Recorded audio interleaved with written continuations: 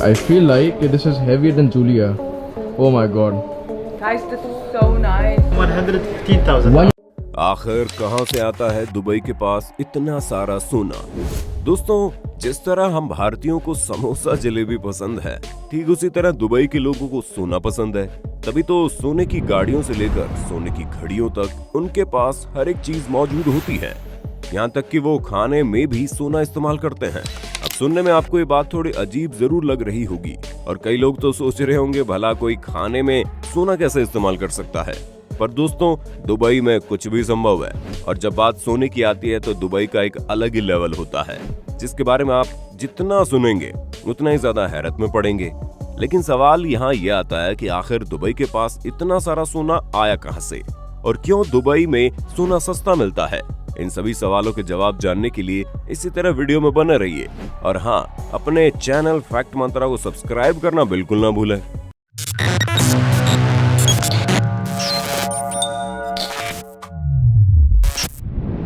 दोस्तों, जैसे ही आप दुबई में कदम रखेंगे तो आपको ऊंची ऊंची इमारतें और झुलसा देने वाली गर्मी तो हैरान करेगी ही, उसके अलावा यहाँ मौजूद सोना यानी गोल्ड की दीवानगी भी आपका दिमाग घुमा कर रख देगी।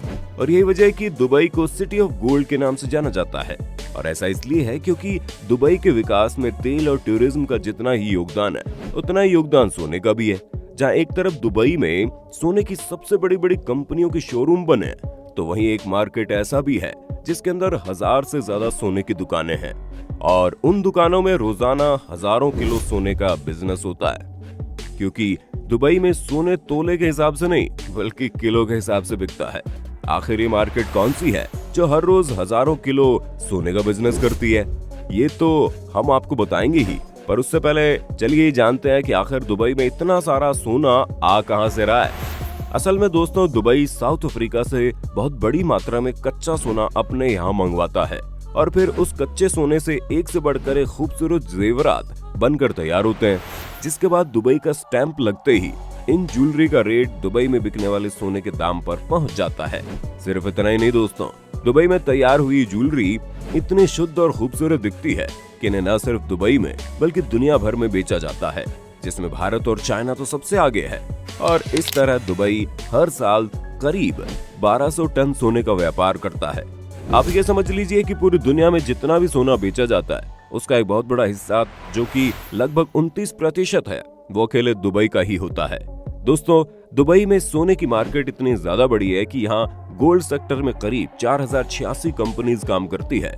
और जहाँ पिछले साल पूरी दुनिया महामारी से परेशान थी, वहीं दुबई ने 5,52,000 करोड़ रुपयों का सोना बेचा।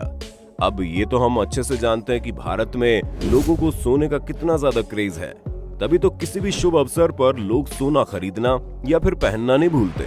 और यही वजह कि संयुक्त अरब अमीरात में बहुत बड़ी संख्या में जो भारतीय रहते हैं, वो अपनी दिलचस्पी की वजह से सोने में निवेश करने के मामले में सबसे आगे है।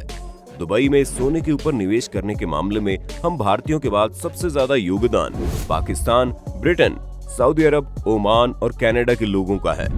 अब ये तो आप समझ ही गए होंगे कि दुबई में होने वाला सोने का व्यापार कितना बड़ा है। पर अब सवाल ये आता है कि आखिर दुबई के सोने को इतना ज्यादा पसंद क्यों किया जाता है और कैसे यहाँ पर सोने की इतनी बड़ी मार्केट बन गई? असल में दोस्तों, पूरी दुनिया में सोने की शुद्धता और गुणवत्ता के मामले में दुबई बिल्कुल टॉप पर आता है। क्योंकि जहां बाकी दुनिया में आपको सोने में मिलावट देखने को मिलेगी, वहीं दुबई में आपको सबसे शुद्ध सोना प्राप्त होगा। दुबई में जितने भी ज्वेलर्स सोने को बेचते हैं, उन सभी को सरकार द्वारा उनकी गुणवत्ता को चेक करके ही प्रमाणित किया जाता है। इसके अलावा हर ज्वेलर को अपने स्टोर से बेचे जाने वाले हर एक आइटम पर सोने की शुद्धता वाला हॉलमार्क लगाना जरूरी होता है। यही हॉलमार्क इस बात का प्रमाण है कि आखिर सोना कितने कैरेट का है और कितना शुद्ध है। ये हॉलमार्क पूरी दुनिया में मान्य होता है, परंतु अगर कोई ज्वेलर बिना हॉलमार्क के सोने को बेचता है या फिर वो मिलावटी सोना बेचता है, तो फिर उसे यूएई एंटी फ्रॉड लॉ के तहत 2 साल की सजा या फिर 2 करोड़ रुपए का जुर्माना देना पड़ जाता है। और इसके अलावा तो आप जानते हैं दुबई का कानून कितना ज्यादा सख्त है। वहाँ गिनती के क्रिमिनल्स देखने को मिलते हैं और जो होते हैं ना क्रिमिनल्स, उनकी जिंदगी नर्क से कम नहीं होती। इसलिए कोई भी नकली सोना बेचकर अपनी जान का जंजाल तो नहीं करना चाहेगा। अब दोस्तों, सोने की शुद्धता और गुणवत्ता के साथ साथ दुबई का सोना इसलिए भी बहुत ज्यादा प्रसिद्ध है क्योंकि बाकी देशों के मुकाबले बहुत सस्ता है। अब आप सोच रहे होंगे भला ऐसा क्यों? तो दोस्तों अलग अलग देशों में सोने के ऊपर कई तरह के टैक्स लगते हैं। उदाहरण के तौर पर हमारे भारत का हाल ही देख लो। यहाँ पर सोने के ऊपर वैट, जीएसटी, एक्साइज ड्यूटी और लेबर चार्ज जैसे कई अलग अलग तरह के टैक्स लगते हैं, जो सोने की ज्वेलरी को अपने नॉर्मल दाम से कई गुना महंगा बना देते हैं। लेकिन दुबई में सोने की ज्वेलरी खरीदने पर केवल 5% का वैट लगता है और ये टैक्स भी जनवरी 2018 के बाद लगना शुरू हुआ। उसके पहले तो दुबई में खरीदे जाने वाले सोने पर किसी भी प्रकार का कोई टैक्स नहीं देना पड़ता था। इसके अलावा दुबई में आने वाले टूरिस्ट वैट रिफंड क्लेम भी कर सकते हैं, जिस वजह से टूरिस्ट के लिए गोल्ड और भी ज्यादा सस्ता हो जाता है। दुबई से सोना खरीदने का एक और फायदा है कि वहां पर हर दुकान में सोने की कीमत या फिर भाव एक जैसा ही होता है, क्योंकि यहाँ पर इंटरनेशनल गोल्ड प्राइस को फॉलो किया जाता है, जो इंटरनेशनल मार्केट के हिसाब से बदलता रहता है। और इसका फायदा यह है कि आपको हर दुकान पर जाकर सोने के दाम का मोल भाव करने की झंझट ही नहीं है। अब भले ही दुबई में सोने की कीमत फिक्स हो, लेकिन यहाँ पर आप आभूषणों की बनवाई से लेकर लेबर चार्ज में अपना मोल भाव कर सकते हैं। पर ये सारी चीजें भी आभूषण के डिजाइन के साथ साथ इस चीज पर भी डिपेंड करती है कि आभूषण हाथ से बनकर तैयार हो रहा है या फिर मशीन से। इसके अलावा बहुत सी चीजों पर ध्यान देना होता है, लेकिन यहाँ पर आप अपने मोल भाव का टैलेंट दिखाकर अपने सोने के दाम को कम करवा सकते हैं। और अगर आपके पास मोल भाव करने का अच्छा खासा टैलेंट है, तो हम आपको यही सलाह देंगे कि आप दुबई के गोल्ड स्क्वैक में जरूर आइए। आप सोच रहे होंगे भला ये कौन सी जगह है? तो दोस्तों यही वो दुबई का ट्रेडिशनल गोल्ड मार्केट है, जिसके बारे में हमने आपको वीडियो की शुरुआत में बताया था। असल में दोस्तों ये दुनिया का सबसे बड़ा गोल्ड मार्केट है, जिसमें 1000 से ज्यादा दुकानें मौजूद हैं। इसके अलावा हर मॉल में बड़े बड़े ब्रांड जैसे कि डामास, मलाबार, कल्याण ज्वेलर्स जैसी गोल्ड शॉप्स भी रहती हैं।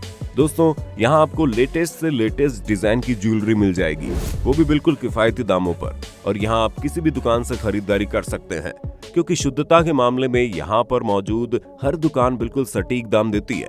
और आप किसी भी देश के क्यों ना हो, या फिर आपको किसी भी अलग प्रकार की ज्वेलरी पसंद क्यों ना आ जाए, यहाँ आपको सोने की हर तरह की ज्वेलरी देखने को मिलेगी। जब आप इस मार्केट में प्रवेश करेंगे तो इतना सारा सोना देखकर आपकी आंखें चुंधिया जाएंगी, क्योंकि यहाँ मौजूद सोना आपने एक साथ अपनी जिंदगी में कभी नहीं देखा होगा, जिन्हें देखते ही उन्हें अपना बनाने का मन करेगा।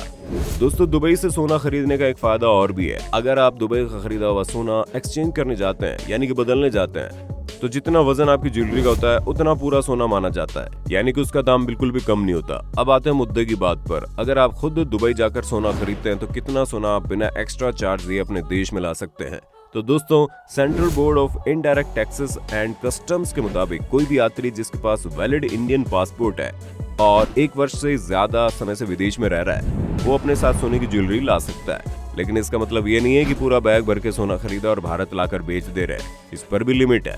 अब लिमिट ये है कि अगर कोई पुरुष यात्री है तो आप ज्यादा से ज्यादा 20 ग्राम सोना अपने देश ला सकते हैं, या फिर 50,000 तक की कीमत वाला सोना अपने देश ला सकते हैं।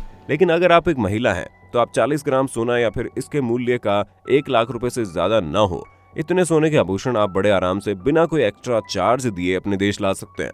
और यही सेम नियम बच्चों पर भी लागू होता है।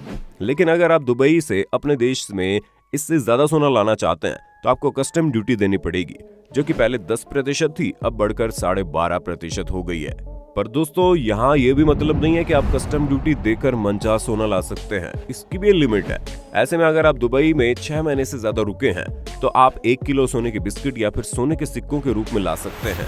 और अगर आप इससे ज्यादा सोना लाना चाहते हैं तो एक्स्ट्रा सोने पर 36.05% की कस्टम ड्यूटी लगेगी, जो उस सोने को भारत के मुकाबले महंगा बना देगी। यानी साफ शब्दों में कहे तो अगर आप अपने पर्सनल इस्तेमाल के लिए सोना खरीदना चाहते हैं तो दुबई बिल्कुल परफेक्ट जगह है। लेकिन अगर आप वहां से सोना खरीदकर भारत बेचना चाहते हैं तो ये आइडिया बिल्कुल बेवकूफी वाला है, क्योंकि जितने का आप सोना नहीं खरीदेंगे उससे ज्यादा तो आप टैक्स भर देंगे, और हमें नहीं लगता ऐसा कोई करना चाहेगा।